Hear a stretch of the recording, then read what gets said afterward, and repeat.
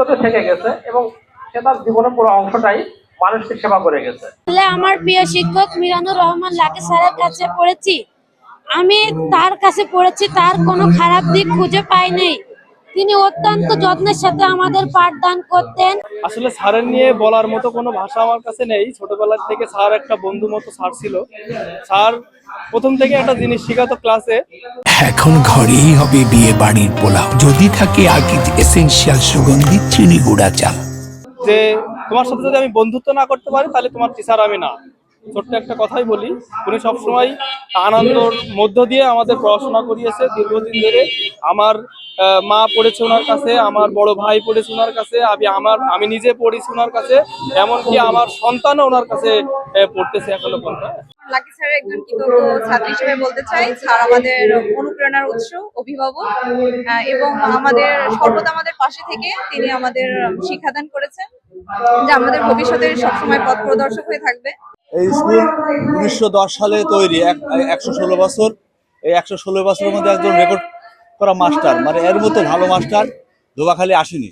ভাবতে পারিনি যে আমার সাবেক এবং বর্তমান শিক্ষার্থীরা যে আজকের অনুষ্ঠান আয়োজন করেছে, আমি যখন আসলে জানতে পেরেছি সেদিন থেকেই আমি একেবারে অনেকটা আবেগ বা আপ্লুত হয়ে পড়েছিলাম যে তারা আমাকে এতটা ভালোবাসে আমি হয়তো বুঝতে পারিনি। তারপরে আমি এটা বুঝতে পেরেছি। তবে এটা আমার একটা সারা জীবনের মৃত্যুর আগ পর্যন্ত মনে থাকবে যে আমি যেভাবে এই প্রতিষ্ঠানকে আমি দিয়ে গিয়েছি, তারা আমার প্রতিদান দিয়েছে, এটা অস্বীকার করার কিছু নেই।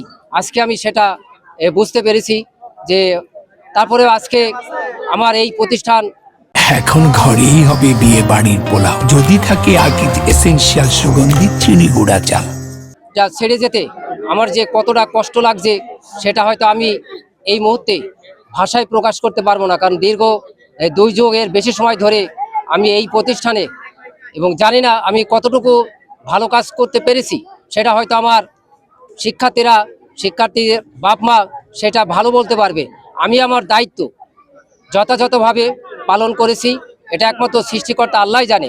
এবং আমি আমার চাকরি জীবনে সময়টাকে সবচেয়ে বেশি আমি গুরুত্ব দিয়েছি, এবং এই কাজটাকে এগিয়ে নিতে হতে একমাত্র আন্তরিকতা থাকলে এই কাজটা অসম্ভব বলে কিছু নেই।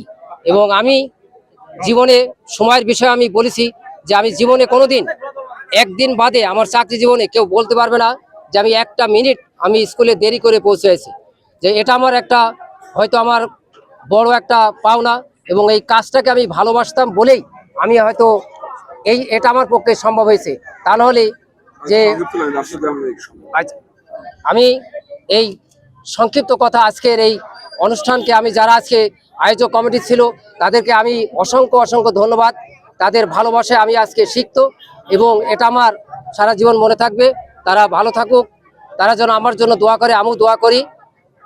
আল্লাহ হাফেজ।